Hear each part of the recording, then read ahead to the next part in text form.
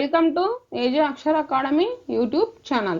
In this session, I am going to discuss IIT NEET NTSC Foundation Thermometry in Thermometry Thermal Expansion of Solids. Before going to know about the session, ఈ వీడియోను మొదటిసారిగా చూసేవారు దయచేసి like చేయండి, share చేయండి, subscribe చేయండి. మీ యొక్క అమూల్యమైన అభిప్రాయాలను తప్పక మా కామెంట్ సెక్షన్లో తెలియజేయగలరు. Okay, let us go to the today's topic thermometry. In thermometry we are discussing thermal expansion of solids. Okay, let us go to the first one. What is mean by thermometry? Thermometry nothing but it is a branch of physics which deals with the measurement of temperature. So thermometry nothing but it is a branch of physics dealing with the measurement of temperature. Temperature is basically a measure of degree of hotness or coldness of a body. So now we are going to thermal expansion. Heating of a body is accompanied by an increasing in size of a body. This phenomena is called thermal expansion. Thermal expansion nothing but heating of a body is accompanied by an increase in size of the body. It is known as thermal expansion. Thermal expansion takes place in all bodies and in all directions and in all three states of matter. So thermal expansion is taking place in all bodies, all directions, in all three states of matter. Next, there are three types of thermal expansions. They are expansions of solids, expansion of liquids, and expansion of gases. Now first we will discuss expansion of solids. Generally, all solids expand on heating. Thermal expansion is minimum in the case of solids. Because why it is minimum? Because intermolecular forces are maximum in solids. In solids, molecules are tightly packed. So how many types are there? Three types: expansion of solids, expansion of liquids, expansion of gases. First we are discussing expansion of solids. In solids, generally all solids expand on heating. Thermal expansion is minimum in solids because intermolecular forces are maximum in solids. So that's why the thermal expansion is minimum in case of solids. They will be in vibrating about their mean positions.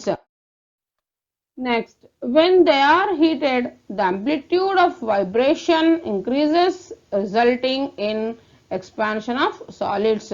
Suppose you are heating, then what will happen? Then the amplitude of vibration increases, resulting in expansion of solids. The solids are of again two types: isotropic solids and azeotropic solids. Isotropic solids, the physical properties are same in all directions. Physical properties are same in all directions, nothing but these are isotropic solids. Examples: glass, a piece of chalk, plastic, polymers, all these are physical properties are same in all directions. So that's why we are calling all these are isotropic solids.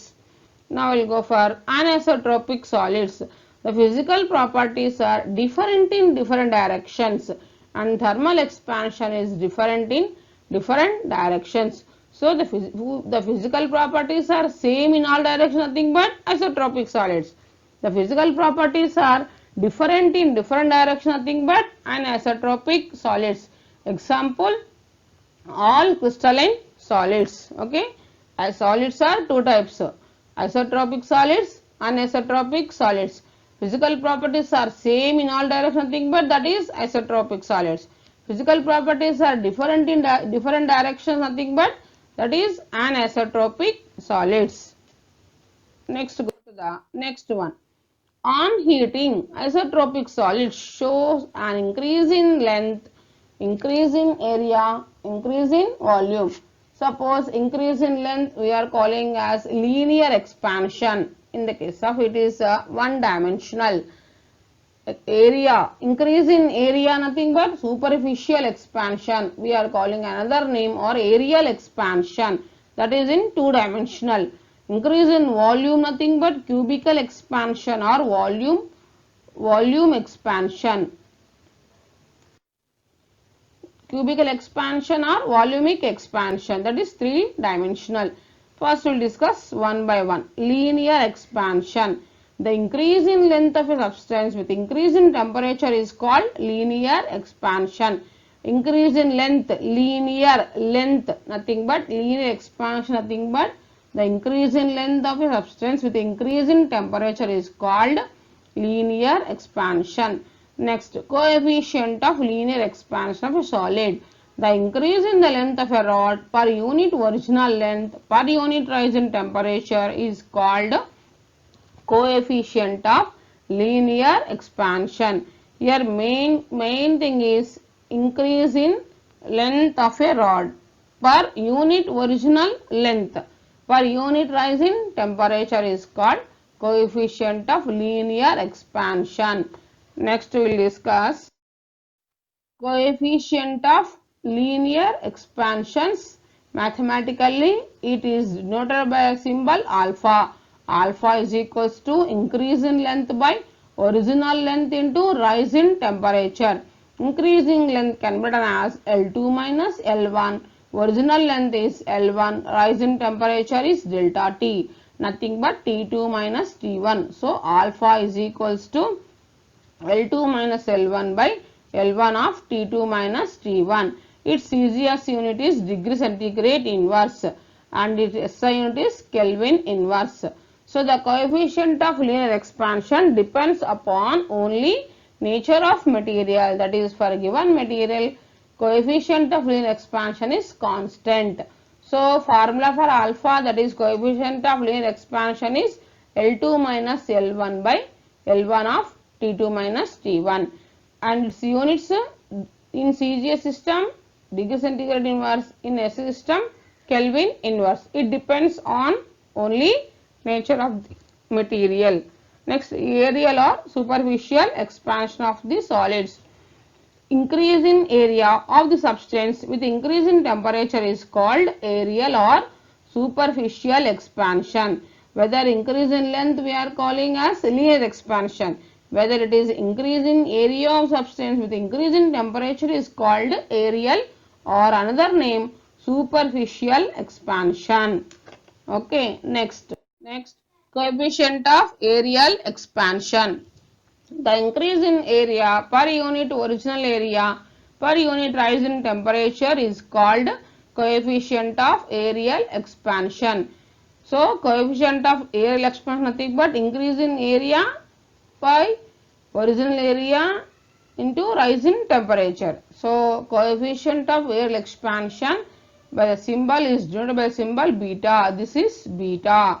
Beta is equals to increase in area by original area into rise in temperature. So beta is equals to mathematically can be written as increase in area nothing but A2 minus A1. Original area A1. Rise in temperature delta T. So that is equals to A2 minus A1 by A1 of T2 minus T1. Its CGS unit is degree centigrade inverse. For linear expansion, coefficient of linear expansion, coefficient of aerial expansion, coefficient of cubical expansion. For all the three expansions, CGS unit is degree centigrade inverse and its SI unit is Kelvin inverse. So the coefficient of aerial expansion depends on only the nature of the material, that is for a given material coefficient of aerial expansion is constant. Next we will discuss volume or cubical expansion of solids. The increase in volume of a substance with increase in temperature is called volume or cubical expansion. Coefficient of cubical expansion. The increase in volume per unit original volume per unit rise in temperature is called coefficient of volume expansion. Coefficient of volume expansion gamma is equals to increase in volume by original volume into rise in temperature. So gamma is equals to V2 minus V1 by V1 of delta T, nothing but V2 minus V1 by V1 of T2 minus T1. Okay, now we are discussing the again volume or cubical expansion of solids, nothing but volume, nothing but increase in volume of substance with increase in temperature is called volume or cubical expansion. Now coefficient of volume expansion, nothing but increase in volume per unit original volume per unit rise in temperature is called coefficient of cubical expansion. It is denoted by the symbol gamma. Gamma is equals to increase in volume by original volume into rise in temperature. Increase in volume nothing but V2 minus V1. Original volume V1. Rise in temperature delta T. So gamma is equals to V2 minus V1 by V1 of delta T, that is equals to V2 minus V1 by V1 of T2 minus T1. Next, its CGS unit is degree centigrade inverse and its SI unit is Kelvin inverse.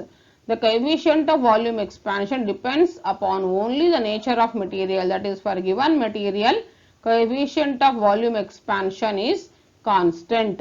Now we are discussing the relation between alpha, beta and gamma.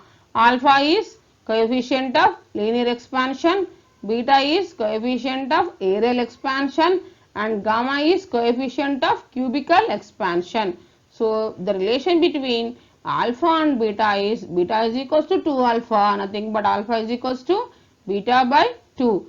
Gamma is equal to 3 alpha, nothing but alpha is equals to gamma by 3. So we are deriving the relation between alpha, beta and gamma, that is alpha is to beta is to gamma is equals to 1 is to 2 is to 3. This is the relation between alpha, beta and gamma. Alpha is to beta is to gamma is equals to 1 is to 2 is to 3. Okay.